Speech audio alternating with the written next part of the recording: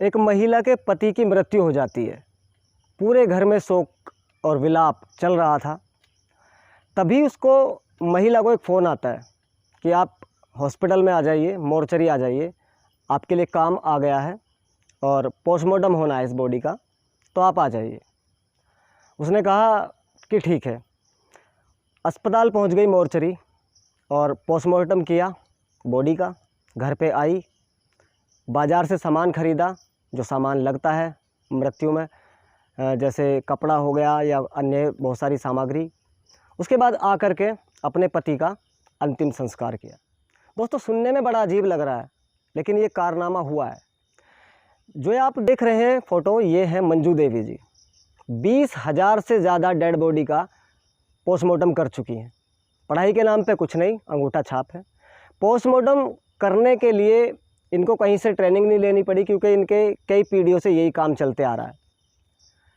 एक पोस्टमार्टम करने पर 380 रुपये इनको मिलते हैं। जिस दिन बॉडी नहीं आई उस दिन बिल्कुल नहीं मिलते हैं।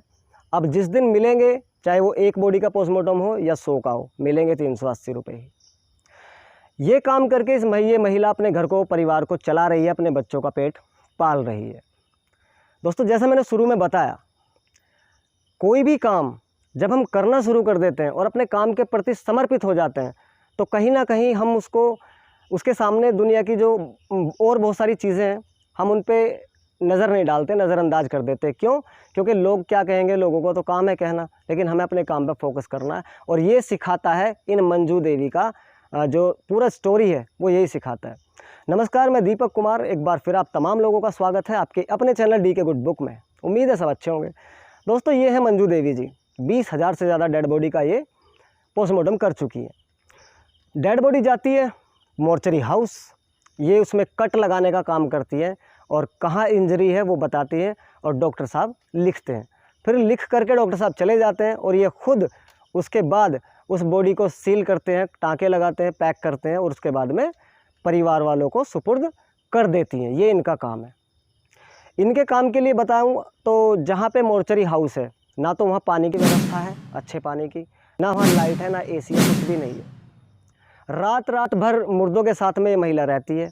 जब इसका इंटरव्यू चल रहा था तो मैंने सुना कि इनको आज तक किसी चीज़ से डर नहीं लगा। क्यों नहीं लगा? क्योंकि कहीं ना कहीं ये समझ चुकी थी कि लास्ट स्टेज तो आदमी की यही है ना, किससे डरना, फिर क्या डर के करेंगे। फिर सारी उन चीज़ों को इन्होंने गलत साबित कर दिया। जो लोग कहते हैं कि महिलाएं ये नहीं कर सकती, महिलाएं वो नहीं कर सकती। कीजिए मंजू देवी जी का।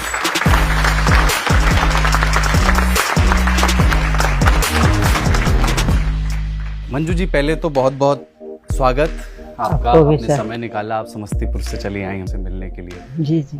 पोस्टमार्टम सहायिका का मतलब क्या होता है? आपका काम क्या है, इसको थोड़ा सा समझाइए। मेरा काम है डेड बॉडी आया, उसको अंदर की, उसको फिर चिरते हैं पूरा चेस्ट, एब्डोमेन। जो बॉडी का कट है वो आप लगाते हैं? जी, हम लगाते हैं और डॉक्टर साहब लिखते हैं। ये नहीं लगा कि ये दुनिया की सबसे मुश्किल नौकरी है? शुरुआत जो था तो उस समय थोड़ा सा हमको लगा कि जिस दिन काम किए उस दिन तो खाना नहीं खाया। ऐसे करते करते हमको आदत हो गया। आपके पति का देहांत हो गया था जिस दिन, उसी दिन अस्पताल से भी काम आ गया था, फोन आ गया था? जी जी, अपना हृदय को बांध के पोस्टमार्टम करने से गया। पति का बॉडी पड़ल था, एगो बॉडी आ गया मुसरी घरारे के, उसको करके पोस्टमार्टम करके गए तो सब चीज लाए, अपना कपड़ा उपड़ा पर न्यूनी जो होता है उसमें सो सब लाए, तो पति के अपना दाह संस्कार करने के लिए भेजा। कभी भेदभाव का सामना नहीं करना पड़ा आपको कि? हम उसका मायने नहीं दिए, कौन क्या बोलता उसका मायने नहीं दिए। हम अपना काम पर फोकस किए। टॉर्चर तो बहुत हुआ, लेकिन हम उसका मायने नहीं दिए। किस तरह का टॉर्चर? वही अलगे रहिए, मुर्दा चिर के आते हैं, डेड बॉडी चिर के आते हैं। कभी अजीब से सपने नहीं आए क्या आपको? उसमें हम अकेले रहते हैं, मुर्दा के साथ, डेड बॉडी के साथ। डॉक्टर साहब लिख कर चल जाते हैं, अकेले सिलाई करते हैं, अकेले पैक करते हैं। कभी कोई ऐसा अनुभव नहीं हुआ, डर नहीं हुआ। आपको किसी चीज से जीवन में डर लगता है? किसी चीज से। जहाँ पर आप ये काम करती हैं, थोड़ा उस कमरे को बताइए। उस व्यवस्था नहीं है, उसमें वेपर लाइट होना चाहिए, एसी होना चाहिए, पानी रहना चाहिए। एसी नहीं है? ऐसी नहीं है।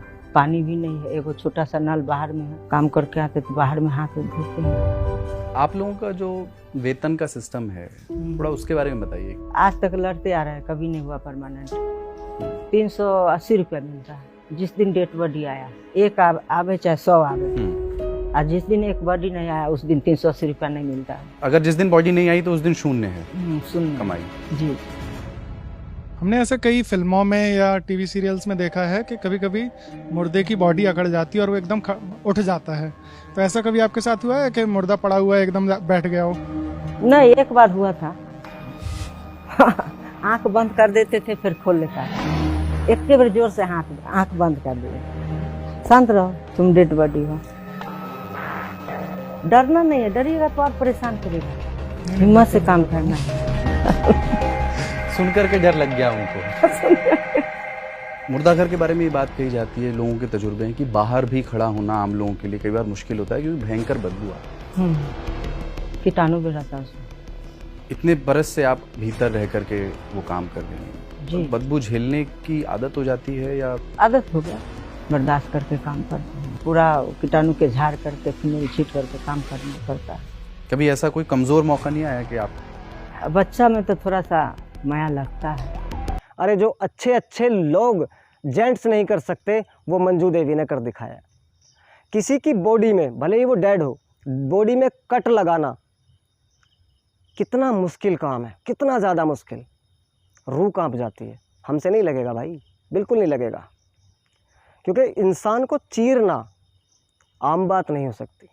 लेकिन मंजू देवी जी ने वो सब किया अपना कर्म और अपना धर्म समझ के। तो ऐसी महिला के लिए तो मैं दिल से सल्यूट करता हूँ भाई, क्योंकि कैसा जिगर इनका रहा होगा, आज तक कर रही हैं उस काम को। कैसा दिल इनका रहा होगा। इनसे पूछा गया कि अगर आपके परिवार या रिश्तेदार की किसी की बॉडी आती है तो उस टाइम आपको थोड़ा दिल में फील नहीं होता कि ये मेरे परिवार का है? मन नहीं भरता आपका? आंखें छलक नहीं पड़ती? रोने के लिए मजबूर तो नहीं हो जाती? तो ये कहती हैं कि नहीं, जो आया है वो जाएगा, लेकिन जो मेरा फ़र्ज़ है, जो काम है, वो मुझे करना है। वो भले ही सामने टेबल पर किसी की भी डेड बॉडी हो, कोई फ़र्क नहीं पड़ता। हाँ, कभी कभी थोड़ा सा मन में ये होता है कि हे परमात्मा, बॉडी ना आए। यानी कि खुद कहती हैं कि मैं खुद चाहती हूँ पर्सनली कि डेड बॉडी मोर्चरी हाउस ना आए, कोई ना मरे जल्दी जल्दी। इन्हें पैसे का लालच नहीं है, इनकी ये सोच है पर्सनली, क्योंकि उस चीज़ से इनका धंधा भी जुड़ा हुआ, बिज़नेस भी जुड़ा हुआ, काम भी जुड़ा हुआ, जिसके वजह से इनका परिवार चलता है। लेकिन फिर भी ये महिला कहती है कि मैं दुआ यही करती हूँ कि मोर्चरी में कोई लाश ना आए। दोस्तों, इस महिला ने अपने इंटरव्यू में ये भी बताया कि जिस दिन मेरे पति की डेथ हुई तो हॉस्पिटल से कॉल आ गया था कि बॉडी आई है, आप मोर्चरी आ जाइए। पति की लाश पड़ी है घर में और निकल पड़ी है काम के लिए। जाके पोस्टमार्टम किया, बाहर आए, बाज़ार से जो भी अर्थी का जो भी सामान होता है अपने पति के लिए वो ख़रीदा। उसके बाद घर पे आकर के सारा काम किया और उसके बाद में अपने पति का अंतिम संस्कार किया। बड़े आसानी से बता दिया ना मैंने ये सब, लेकिन वहाँ हम अपने आप को रख करके देखते हैं, क्या ऐसा हम कर सकते हैं? शायद नहीं। वो इन्होंने करके दिखाया, क्योंकि इनके हिसाब से काम इनके लिए भगवान है। पति की मृत्यु हो गई, जो मतलब कहें तो पूरे परिवार का एक ऐसा स्तंभ जिसने अपने बलबूते पे सारा परिवार अपने कंधों पे उठा रखा था, सारे परिवार का वज़न जोर अपने ही कंधों पे ले रखा था, वो चला गया। लेकिन इस महिला ने डेड बॉडी घर में पड़ी महिला की, अपने पति की, और फिर ये चली गई पोस्टमार्टम करने। सोच करके देखिए कितना मतलब दिल दहलाने वाली ये घटना थी। इसके साथ साथ अगर हम इस कहानी से सीख लें तो वो ये ले सकते हैं कि दोस्तों, काम हमारा चाहे जैसा भी हो, लेकिन अपने काम के प्रति हम समर्पित हो जाए, पूरी तरह से समर्पित। इनकम चाहे कम हो या ज़्यादा, अपने काम को अपना भविष्य समझकर करें तो ज़्यादा अच्छा होगा। आजकल क्या होता है, ये विडंबना है और धारणा बन चुकी है लोगों की कि अगर ये काम नहीं चल रहा तो चलो दूसरा पकड़ लेते हैं, क्योंकि आजकल मेहनत करने ज़्यादा ज़रूरी नहीं समझते लोग, शॉर्टकट चाहिए। शॉर्टकट लाइफ का सही मायने में कुछ होता ही नहीं है। स्टेप बाय स्टेप ही हम ऊपर चढ़ सकते हैं। पहली सीढ़ी पे कदम रखेंगे तभी हम छत पे पहुंच सकते हैं। अगर उचक के जाने की कोशिश किया तो शायद ऊपर से पैर रपट जाए और तुम धड़ाम से नीचे गिर जाओ, चोट लगेगी। इसलिए ऊपर जाने के लिए, सफलता को प्राप्त करने के लिए स्टेप बाय स्टेप ही चलना पड़ता है, तभी एक मजबूत सक्सेस आप लोगों को, हम लोगों को अब मिलती है। मंजू देवी जी का जो पूरा इंटरव्यू देखा ना मैंने, मतलब यार क्या बयां करूं, शब्द नहीं है। ऐसी महिला को बार बार दिल से सल्यूट है और इनके जज्बे को भी मैं सलाम करता हूं। तो इसलिए इनका ये इंटरव्यू था और मैंने आप लोगों के सामने डिस्क्लोज़ करा। कारण ये था कि आप लोगों को पता चले कि किस किस तरह की महिलाएं हमारे देश में हैं जो अपने फ़र्ज़ को पहले रखती हैं। लोग कहते हैं महिला ये काम नहीं कर सकती, वो काम नहीं कर सकती। महिला बहुत कुछ कर सकती है भाई, मौका तो दो, बहुत कुछ कर सकती है। क्या नहीं कर सकती? जो आदमी काम कर रहा है, जेंट्स काम कर रहा है, क्या वो महिला काम नहीं कर रही? कोई सा भी सेक्टर उठा लो, वहाँ पर आपको महिला मिलेंगी ही मिलेंगी और शिद्दत से काम करती हुई मिलेगी। तो दोस्तों ये कहानी आप लोग इसको शेयर करें ज़रूर, ताकि लोगों को थोड़ा मोटिवेशन मिले, अपने काम के प्रति सजग रहें, सचेत रह जाएं और अपने काम को बड़े दिल से करें। इनकम कम हो या ज़्यादा, पर दिल से करें। धन्यवाद, thank you so much video देखने के लिए। अपना ख्याल रखें, जल्दी मिलते हैं किसी नेक्स्ट वीडियो में और नए टॉपिक के साथ। तब तक सेफ रहें, सुरक्षित रहें, अपना ख्याल रखें, परिवार का ख्याल रखें। जय हिंद, जय भारत।